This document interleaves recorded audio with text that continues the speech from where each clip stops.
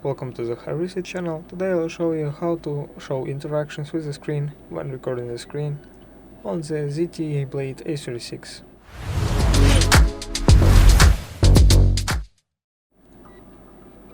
So first of all, open settings. If you don't have a shortcut here, simply scroll down from the top of your screen and press this little gear to open settings.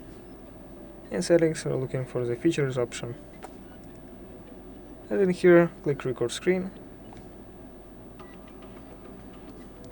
And here scroll down. And this is the option we were looking for, record touch interactions. Turn it off or on, and it will display when you're touching your screen, when you're recording it. Thanks for watching, subscribe to the ZTE channel for more videos, leave a like, leave a comment, and goodbye.